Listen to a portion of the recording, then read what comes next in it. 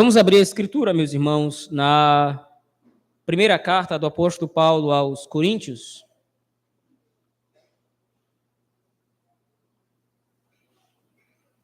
Capítulo de número 10.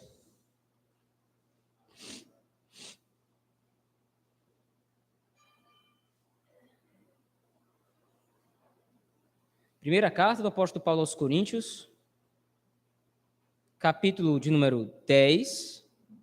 Nós vamos ler do versículo 23 até o capítulo 11, versículo 1.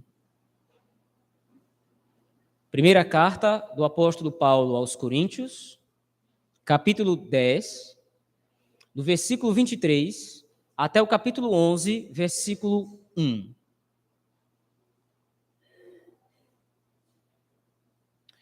Assim diz o texto da palavra do Senhor.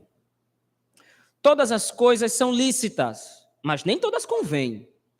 Todas são lícitas, mas nem todas edificam. Ninguém busque o seu próprio interesse, e sim o de outrem. Comei de tudo que se vende no mercado, sem nada perguntardes por motivo de consciência, porque do Senhor é a terra e a sua plenitude. Se algum dentre os incrédulos vos convidar, e quiserdes ir comer de tudo o que for posto diante de vós, sem nada perguntardes por motivo de consciência. Porém, se alguém vos disser, isto é coisa sacrificada a ídolo, não comais por causa daquele que vos advertiu e por causa da consciência. Consciência, digo, não a tua propriamente, mas a do outro. Pois, por que há de ser julgada a minha liberdade pela consciência alheia? Se eu participo com ações de graças, por que hei de ser vituperado por causa daquilo por que dou graças? Portanto, quer comais, quer bebais, ou façais outra coisa qualquer, fazei tudo para a glória de Deus. Não vos torneis causa de tropeço, nem para judeus, nem para gentios, nem tampouco para a igreja de Deus.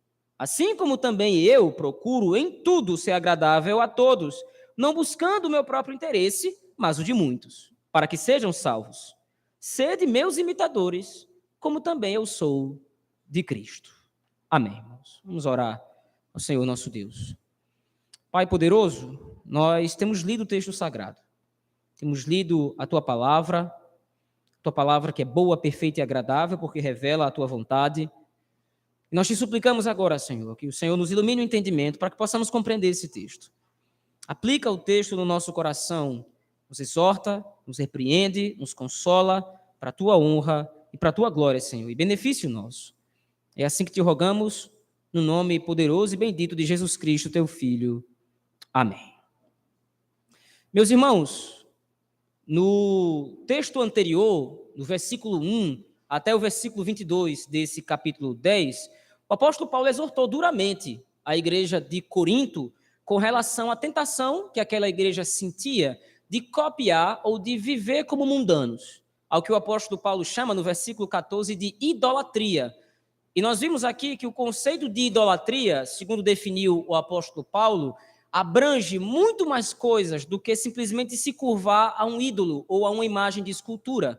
A idolatria a que o apóstolo Paulo remeteu nesse texto se referia ou se valia da perspectiva de que todas as vezes em que o povo de Israel, no Antigo Testamento, agiu com rebeldia, eles incorreram em grave pecado contra o Senhor.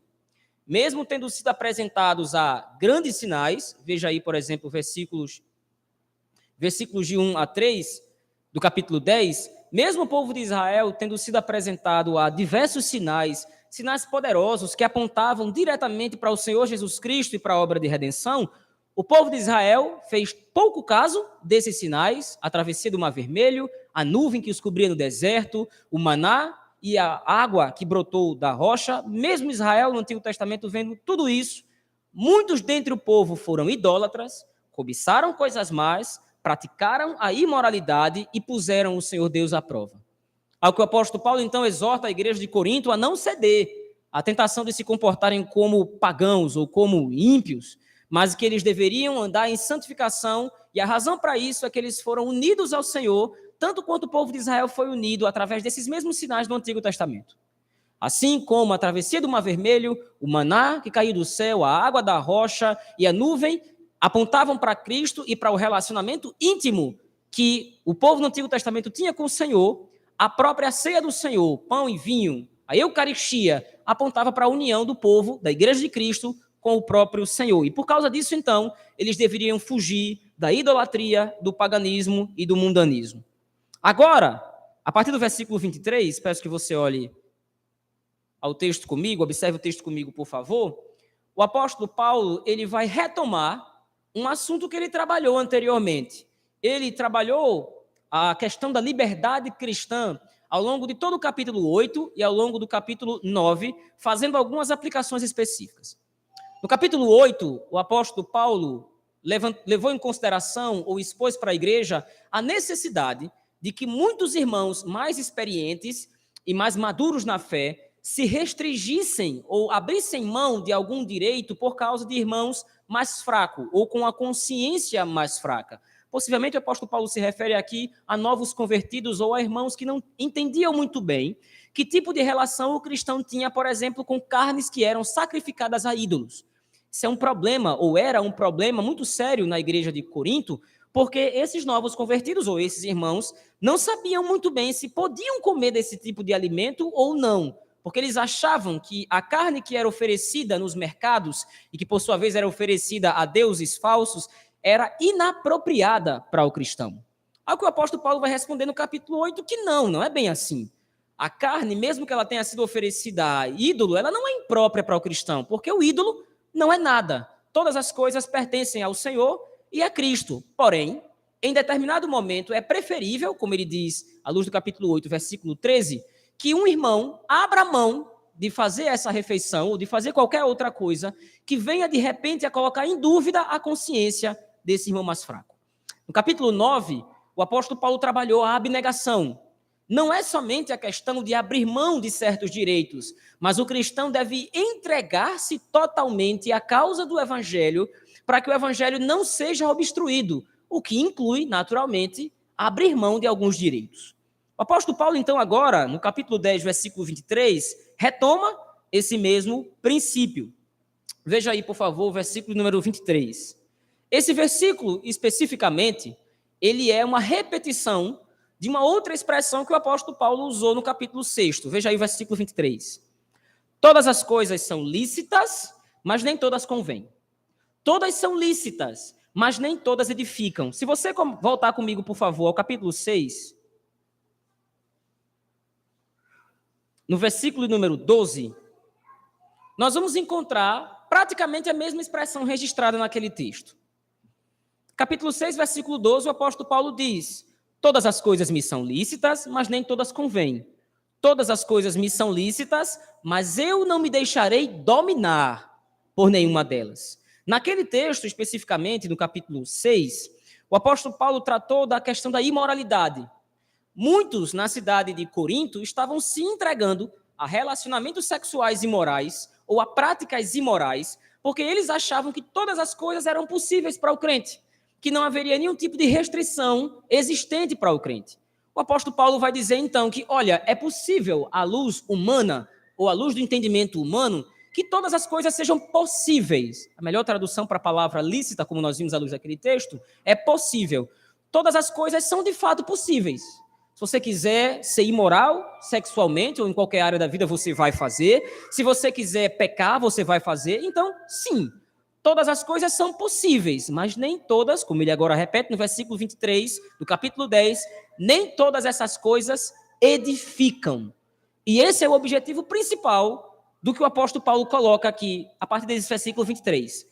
Paulo está preocupado em fazer com que a igreja use a liberdade que tem, não em vista dos seus próprios direitos, mas em vista da edificação da própria igreja do Senhor.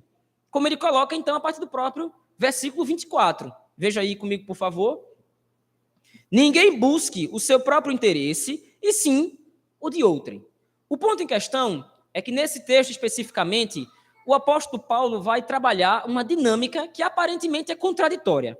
Nos versículos 23, 24, 28, 29 e no versículo 1 do capítulo 11, o apóstolo Paulo vai demonstrar proibições, ou restrições, ou limitações à liberdade de consciência que o cristão tem que ter. Por outro lado, no versículo 25, 27, 29 e 30, o apóstolo Paulo faz concessões.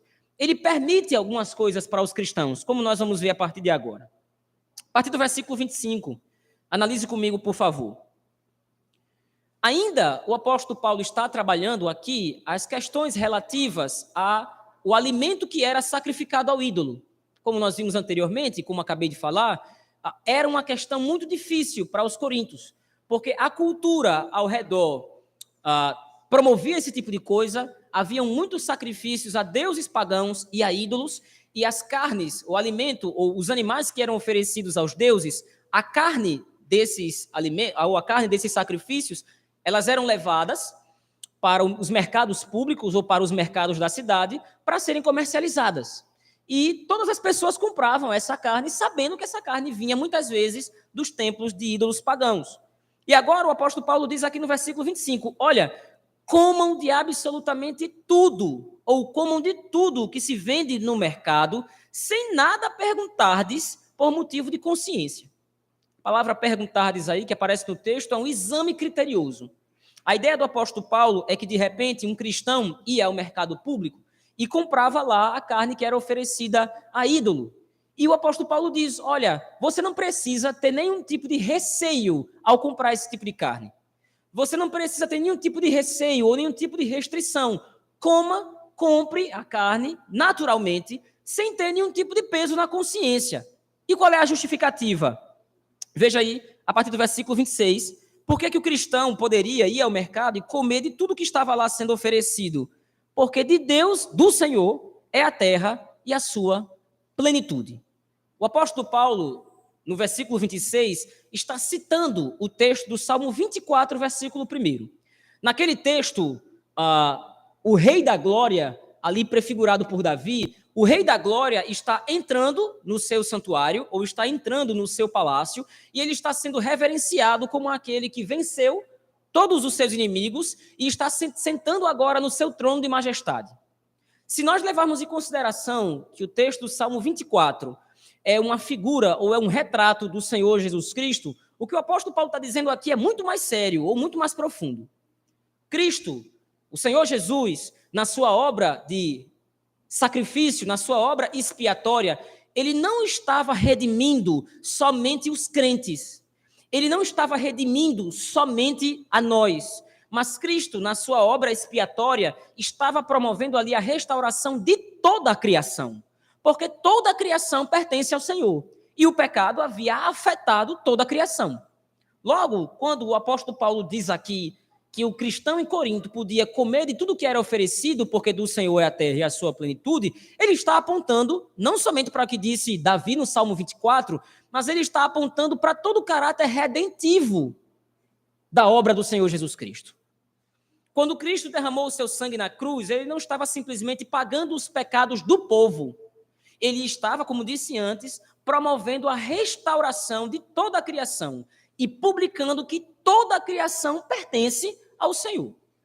Se toda a criação pertence a Deus, se tudo pertence ao Senhor, o que é que seria impróprio para o cristão? Como o apóstolo Paulo colocou no capítulo 8, os ídolos não existem. Como ele diz à luz do capítulo 9 e à luz do capítulo 10, como nós vimos, os ídolos, para quem os pagãos sacrificam a carne, na verdade são demônios. São aos demônios que eles sacrificam, mas o ídolo em si não existe. E o demônio, ou demônios, o diabo e seus anjos, não tem qualquer tipo de propriedade na criação. Tudo pertence absolutamente ao Senhor. Dessa forma, o cristão está liberado para se alimentar de absolutamente todas as coisas que ele enxerga e que ele vê na criação, inclusive os animais que eram oferecidos nos templos pagãos. Porque o novilho, a vaca, o boi, a cabra, o cabrito, a galinha, o que quer que fosse oferecido nos templos pagãos, não pertence aos ídolos e tampouco pertence aos demônios. Todas aquelas coisas pertencem ao Senhor. E se pertence ao Senhor, se vem da parte de Deus, o cristão estava completamente livre na sua consciência para comer daquilo. Porém, como disse anteriormente, ele traça uma sequência de permissão e proibição. Mesmo que o crente esteja liberado para se alimentar das carnes que eram oferecidas a ídolo, na sequência ele continua. Veja aí, versículo 27. Se algum dentre os incrédulos vos convidar e quiserdes ir, comei de tudo o que for posto diante de vós, sem nada perguntardes, sem examinar se isso é oferecido a ídolo ou não. Comei de tudo o que for posto diante de vós, sem nada perguntardes por motivo de consciência. Pela razão que nós vimos no versículo 26. De Deus é a terra e a sua plenitude. Não há nenhuma restrição em nos alimentarmos da criação. Entretanto, mesmo ele tendo dado essa permissão, no versículo 25, 26 e 27, agora no versículo 28, ele dá uma proibição. Podemos colocar dessa forma. Porém, se alguém vos disser, isto é coisa sacrificada a ídolo, não comais, por causa daquele que vos advertiu e por causa da consciência. Há duas interpretações possíveis quando o apóstolo Paulo coloca aí no começo do versículo 28, se alguém vos disser. Ele não especifica, pelo menos à luz do contexto aqui, ele não está especificando quem é que diria isso. Há duas possibilidades. A primeira possibilidade é que esse alguém é um ímpio que sabia que aquela carne era oferecida a ídolo e esse ímpio achava que, de alguma forma, essa carne era imprópria para o crente. Então, ele escandalizaria ou, de repente, causaria algum tipo de dúvida na mente do ímpio. Então, tendo em vista evitar essa dúvida na mente do ímpio, o apóstolo Paulo diz, olha, se mesmo o ímpio disse para você que isso é carne oferecida a ídolo, é porque, de alguma forma, ele entende que aquilo é impróprio para você. Então, é melhor que, nesse momento em que o ímpio pergunta isso, você não coma dessa carne. A segunda possibilidade, e é a possibilidade mais forte à luz do contexto, é que esse alguém a que o apóstolo Paulo se refere no versículo 28, na verdade é um cristão. Alguém que estava presente nesse momento dessa refeição.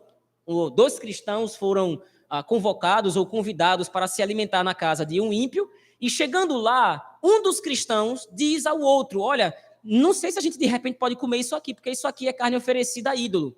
Então o apóstolo Paulo diz, provavelmente esse cristão, se essa for a interpretação preferida, esse cristão tem a mente mais fraca, como ele disse à luz do capítulo 8, versículo 13, e à luz do capítulo 9. É possível que esse irmão tenha alguma deficiência teológica, alguma deficiência no seu entendimento, e ele ainda não sabe manusear bem, ou ele ainda não sabe usar bem a sua liberdade cristã. E ele acha que comer dessa carne oferecida a ídolo é algo impróprio. Não importando aqui qual tipo de interpretação nós vamos seguir, o fundamento ou o objetivo do apóstolo Paulo permanece o mesmo. Qual é a preocupação do apóstolo Paulo? A edificação. A edificação da igreja do Senhor, e como nós vamos ver mais à frente, à luz do versículo 32 e 33, a edificação, inclusive, dos incrédulos, para que, através do testemunho do evangelho, os incrédulos fossem salvos. Então, veja, o apóstolo Paulo parece estar se contradizendo aqui. Porque no momento ele diz, comam de tudo. O que for posto, quando vocês forem ao mercado e vocês quiserem comer de todo tipo de carne que tiver lá, comam, não precisam fazer nenhum tipo de exame, não precisa ter nenhum tipo de receio, porque do Senhor é a terra e a sua plenitude. No versículo 28, porém, ele diz, olha, mas se alguém disser a você que essa carne é oferecida a ídolo, provavelmente essa pessoa está dizendo isso porque lhe falta entendimento. Ou ele tem algum tipo de dificuldade em entender que você poderia se alimentar desse tipo de comida. Então, evite isso. Entretanto, no versículo 29, ele especifica. Quando ele diz, não comais por causa daquele que vos advertiu e por causa da consciência, ele complementa no versículo 29. Consciência, eu não digo da tua, ou a tua propriamente dita, mas a do outro. A preocupação do apóstolo não é se o crente vai ficar em dúvida se ele pode ou não pode comer daquilo. Porque, como ele disse anteriormente, todas as coisas pertencem ao Senhor. A criação pertence a Deus. Mas a consciência com a qual o apóstolo Paulo está preocupado aqui é a consciência do outro, quer seja um incrédulo ou um crente. Mas ele ainda assim, agora, torna a deixar a sua exortação mais difícil. Porque, embora ele tenha se preocupado com a consciência do outro, na continuação do próprio versículo 29, ele diz, pois por que há de ser julgada a minha liberdade pela consciência alheia? E ele ainda complementa, no versículo 30, se eu participo, ou se eu uso, talvez uma melhor sugestão de tradução do termo aqui, à luz do grego, se eu participo, ou se eu uso, se eu como daquilo que é oferecido a ídolo, com ações de graças, por que eu vou ser vituperado? Por que hei de ser vituperado por causa do que dou graças? A palavra vituperado aí é alguém que é julgado negativamente. Se eu estou me alimentando dessa carne que era oferecida a ídolo, sabendo que o ídolo não é nada, sabendo, na verdade, que ao Senhor pertence todas as coisas, se eu me alimento disso, dando graças a Deus por ter me dado esse alimento, por que eu vou ser julgado negativamente? Ou, noutras palavras, parafraseando de repente o que o apóstolo Paulo está dizendo aqui é: o que é que tem de mais em um comer daquilo que pertence ao Senhor? Eu estou grato ao Senhor por ter me dado esse alimento, eu adquiri esse alimento por meios honestos, eu estou livre na minha consciência diante de Cristo para fazer parte dessa, ou para fazer uso desse alimento. Por que eu vou ser julgado negativamente por outros? E então o apóstolo Paulo finaliza e sintetiza isso no versículo 31. Como é que finalmente eu posso julgar quando eu devo comer e quando eu não devo comer isso que é sacrificado aos ídolos? Afinal de contas, Paulo, eu posso ou eu não posso me alimentar daquilo que é dito pelos ímpios que é sacrificado ao ídolo? Então, o versículo 31, ele responde: olha, portanto, quer comais, quer bebais, ou façais outra coisa qualquer, fazei tudo para a glória de Deus. Nós lemos muitas vezes esse texto com uma interpretação, ou fazendo a interpretação equivocada, como se o apóstolo Paulo estivesse dizendo aqui, ou estivesse dando aqui um critério de excelência. Quer comais, quer bebais, quer façais qualquer outra coisa, quer você estude, quer você trabalhe, quer você se divirta, não importa, o que você for fazer, faça para a glória de Deus. Até em certo sentido, é possível interpretar esse texto como nos dando um critério de excelência, porque nós cristãos, nós somos chamados a, de fato, glorificar o nome do Senhor em absolutamente todas as áreas da nossa vida. Mas não é essa a preocupação principal do apóstolo Paulo quando ele registra essa última frase do versículo 31. O apóstolo Paulo está dando aqui para a igreja um critério de julgamento útil e válido para que o povo de Deus possa discernir quando pode fazer tal coisa, quando pode ser livre e quando deve limitar a sua liberdade. Se o que eu estou por fazer vai dar glória a Deus, então eu devo fazer, ou posso fazer. Mas se em determinado momento o que eu estou por fazer não vai dar glória a Deus, principalmente por causa de algum tipo de prejuízo que a consciência de outra pessoa pode sofrer, Deus será glorificado se eu me abstiver, se eu não tomar conta, se eu não comer ou se eu não me alimentar desse alimento. A dinâmica do que o apóstolo Paulo coloca aqui é muito complicada, é muito complexa. Porque, como eu disse antes, ora ele permite, ora ele proíbe. Ora ele diz que nós podemos comer de tudo que se vende no mercado, ora ele diz que é melhor não comer. Afinal de contas, o que é que o apóstolo Paulo está querendo dizer? Ele está querendo mostrar para a igreja de Corinto que o uso da liberdade cristã, de fato, não é um uso fácil. Muitos na igreja de Corinto usavam o argumento de que são livres para fazerem absolutamente tudo o que queriam. E veja, o apóstolo Paulo não está falando aqui de coisas pecaminosas, isso é óbvio. Quando o apóstolo Paulo diz aqui, quer comais, quer bebais, ou façais outra coisa qualquer, naturalmente ele está excluindo as coisas pecaminosas, como ele vem tratando desde o capítulo 6. A imoralidade, os exageros, a pornografia, a sexualidade imoral, ou coisa do gênero, a promiscuidade, todas essas coisas que eram muito pregadas pela sociedade de Corinto. Então, naturalmente, o apóstolo Paulo está excluindo o pecado. E ele está trabalhando com aquilo que é válido. Comer um animal, ou comer, no caso, uma comida preparada a partir de um animal, ir a determinado local, se vestir, essas coisas que são válidas aos olhos do Senhor. Quer nós comamos, quer nós bebamos, ou façamos qualquer outra coisa, o critério que pode me ajudar, que pode me fazer examinar se o que eu estou por fazer é possível, será a glória de Deus. E o que o apóstolo Paulo trata aqui na igreja de Corinto, ou o modo como ele trata isso na igreja de Corinto, ele procura o caminho mais difícil exatamente para que a igreja percebesse que não é algo fácil. Como ele disse no versículo 23 e 24, Ninguém deve buscar o seu próprio interesse, mas busque o do próximo. Então, o primeiro critério pelo qual eu devo, ou o qual eu devo usar para saber se eu posso fazer tal coisa não, ou não eu preciso entender se o que eu estou por fazer não vai prejudicar outro. Porque se o que eu fizer, isto é, no caso aqui, se eu comer essa carne sacrificada a ídolo, ignorando o meu irmão, ou até mesmo um incrédulo que tem algum tipo de restrição com relação a isso, eu não vou estar dando glória a Deus.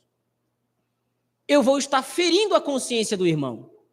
Por outro lado, os irmãos mais fracos também não podem proibir outros irmãos de fazerem aquilo que é válido aos olhos do Senhor. Porque se é válido aos olhos do Senhor, se o próprio Deus não proíbe, ninguém pode proibir.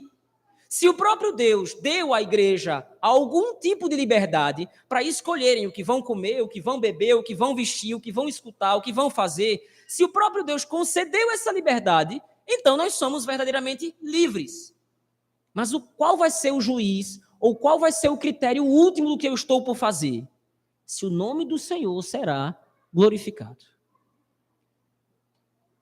E ele continua no versículo 32 e 33.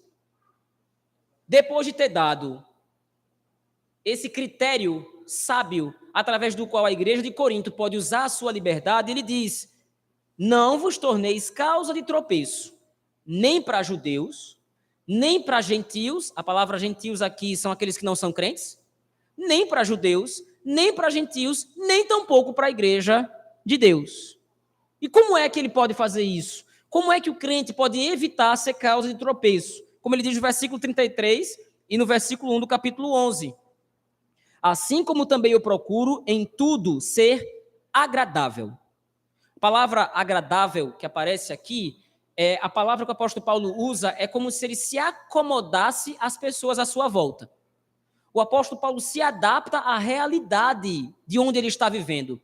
Se de repente ele está numa realidade em que os crentes são mais sensíveis, em que os crentes são mais fracos ou têm pouco conhecimento, ele rapidamente abre mão dos seus direitos para que ele possa se acomodar ao ambiente em que ele está vivendo, para que ele não venha ser causa de tropeço para esses irmãos. Se de repente ele está no meio de irmãos mais maduros, mais sábios, e nesse meio ele pode tomar dos seus direitos, ele pode comer, ele pode beber, ele pode se alegrar, ele pode vestir, calçar, escutar, ir e vir, então ele faz. Mas qual é o ponto? Em primeiro lugar, o nome do Senhor será glorificado.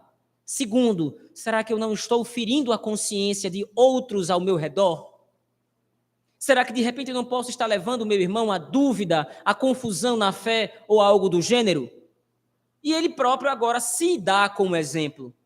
Eu procuro em tudo ser agradável a todos. Lembre-se, o mesmo apóstolo que disse isso é o apóstolo que perguntou: pois por que há de ser julgada a minha liberdade? O mesmo apóstolo que está dizendo: eu procuro ser agradável a todos, diz: olha, a minha liberdade não pode ser limitada por ninguém. Quando o apóstolo Paulo diz que ele busca ser agradável a todos, não é que ele se submete à opinião das pessoas, à opinião dos incrédulos, à opinião de crentes mais fracos ou de menos entendimento, não é que ele só faz aquilo que os crentes deixam ele fazer. Mas é porque antes de fazer qualquer coisa, ele leva em consideração esse exame. Antes de tomar parte dos seus direitos, antes de ele fazer aquilo que lhe agrada, ele para e pensa um pouco. O nome do Senhor será glorificado? O Senhor me deu condições de comprar esse alimento. E eu sei que esse alimento veio dos templos pagãos. Mas o ídolo não é nada. O do Senhor é a terra e a sua plenitude. Será que se eu me alimentar desse alimento, o Senhor vai ser glorificado? Eu vou me satisfazer, eu sei que tudo pertence ao Senhor, e eu vou tomar parte dessa refeição para a glória de Deus. Deus me enviou o sustento, providenciou para mim um sustento, uma carne deliciosa, algo que eu estou comendo é muito agradável, além de muito saudável. Graças a Deus eu dou glória ao Senhor por isso.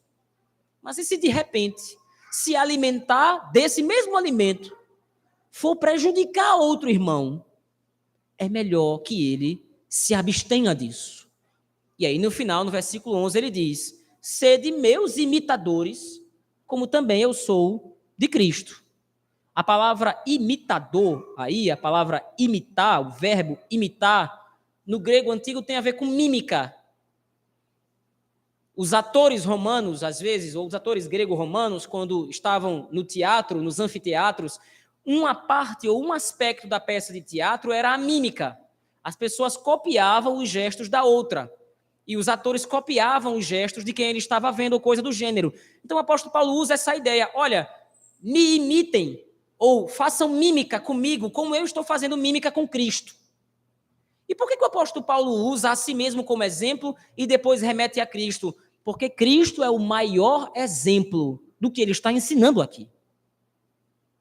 Quando era conveniente, Cristo estava com pecadores, evangelizando, mostrando-lhes a fé, mas estava com eles. Mas quando era impróprio que ele estivesse ali, ou quando de repente está naquele meio, de repente ia causar algum tipo de dificuldade, ele não ia.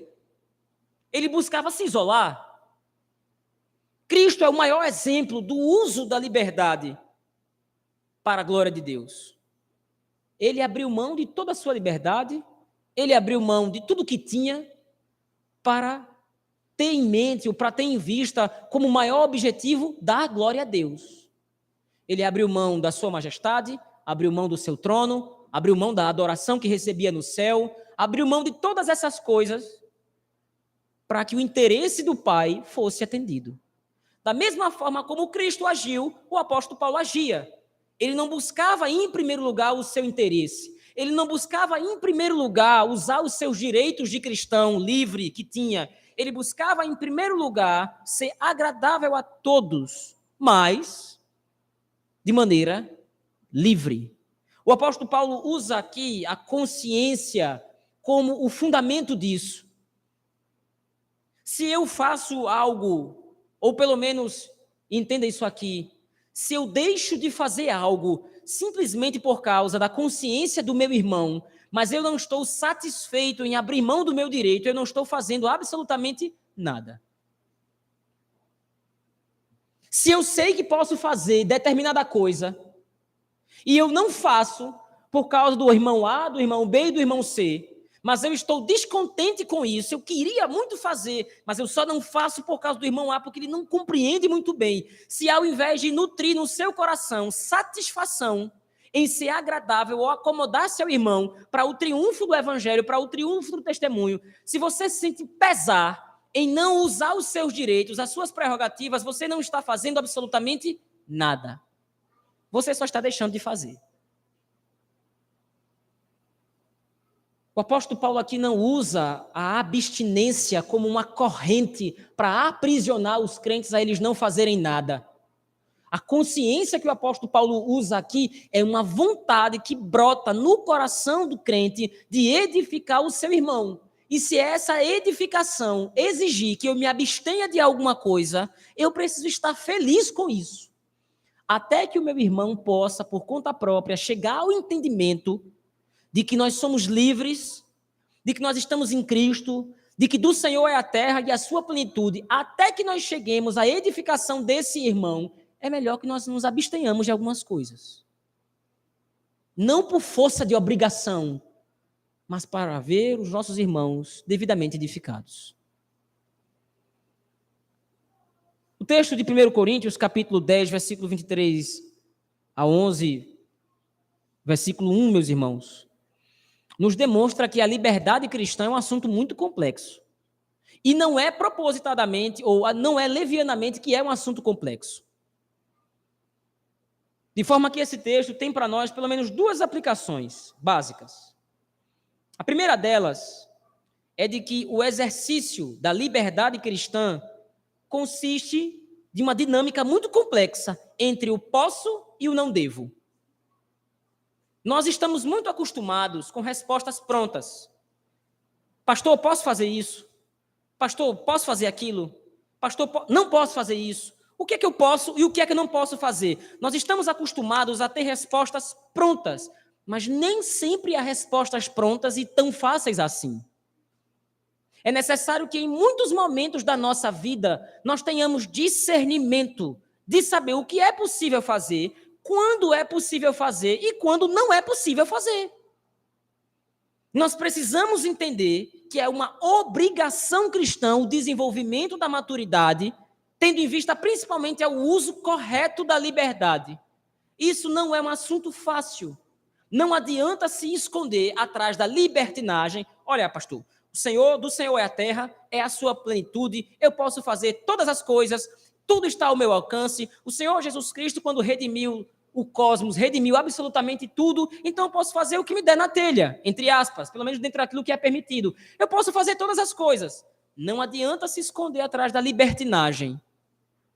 Porque você pode até estar fazendo algo válido, você pode até estar fazendo algo que é um direito seu, mas fazendo mal a outro. Por outro lado, também não é possível se esconder atrás da proibição. Não posso isso, não posso aquilo outro. Não é isso que o Senhor Jesus Cristo diz. A verdade da liberdade cristã, ou a verdade do evangelho com relação à liberdade cristã é que, de fato, nós estamos livres. E não adianta eu tentar ser polícia dos irmãos, investigando a vida dos irmãos, se faz isso, se faz aquilo outro, e proibindo os irmãos de fazerem aquilo que é seu por direito, aquilo que o próprio Cristo nos deu por direito. E lembre-se, o apóstolo Paulo está trabalhando aqui com a possibilidade do relacionamento entre um irmão mais maduro e um irmão mais fraco. O irmão mais fraco tem a consciência sensível. Ele ainda não compreende bem como funciona a liberdade cristã.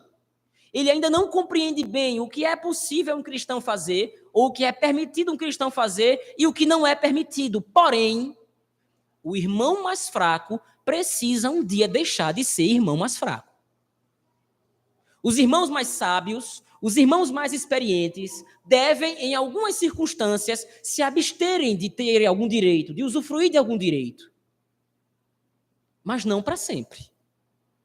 Aquele que agora é fraco, aquele que agora não tem maturidade, aquele que agora não tem compreensão, é perfeitamente compreensível. Ele está se desenvolvendo na caminhada cristã, mas ele precisa se desenvolver ao ponto de exercer a sua liberdade como a Escritura determina. Ele precisa aprender a discernir em que momento uma coisa é possível e em que momento não é. Em que momento algo é válido aos olhos do Senhor fazer, em que momento algo de fato pode ser recebido com ação de graças e quando não. O problema é que nós, seres humanos, somos entregues ou dados a extremos. Ou nós caminhamos para o lado da libertinagem, posso todas as coisas sem nenhum tipo de restrição, ou nós caminhamos para o outro lado, para o lado da proibição, eu não posso absolutamente nada.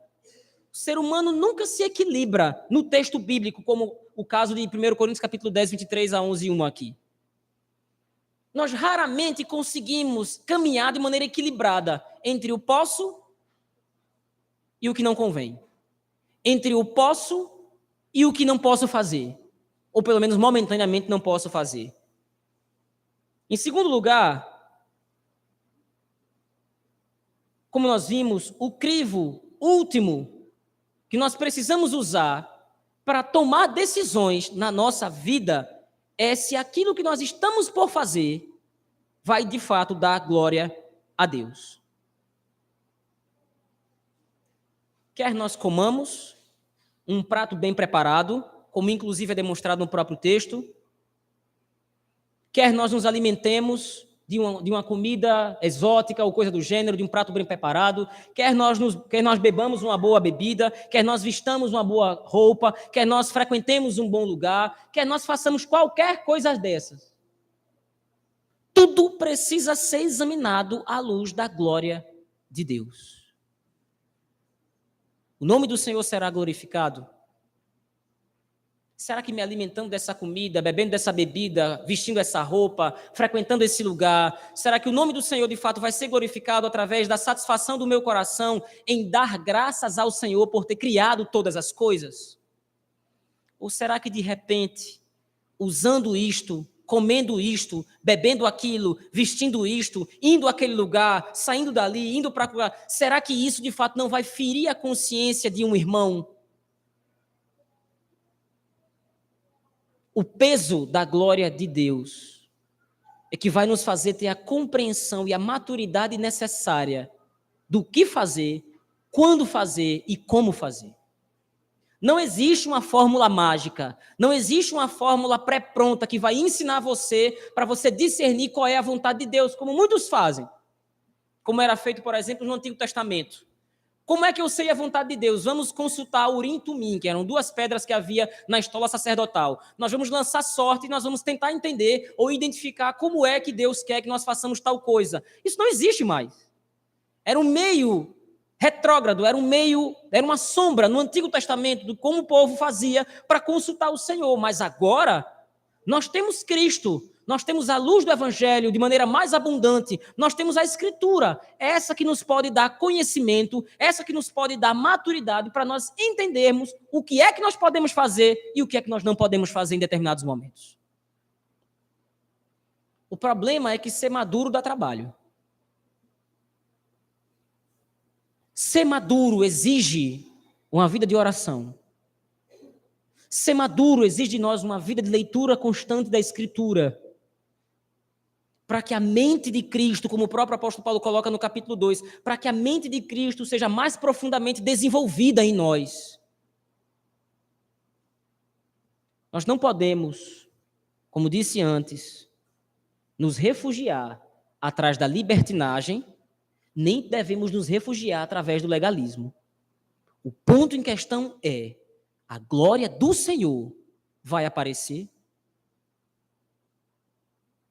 A minha satisfação, eu posso usar esse meu direito sem nenhum tipo de peso na consciência, dando graças ao Senhor, porque Ele me deu liberdade para isso, e eu estou tranquilo que ninguém vai ser ferido na consciência, não vai haver qualquer problema. Eu estou convicto disso? Sim.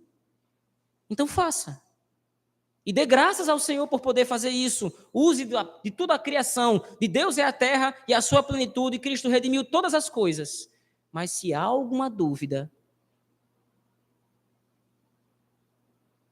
se de repente você não está plenamente convicto de que aquilo que você está por fazer, ter, comprar, vestir, usar, vai de fato trazer glória a Deus, com satisfação e ação de graças por aquilo. Se resta a você alguma dúvida, se de repente algum irmão não vai ser prejudicado na consciência por causa daquilo que você está por fazer, é melhor não fazer.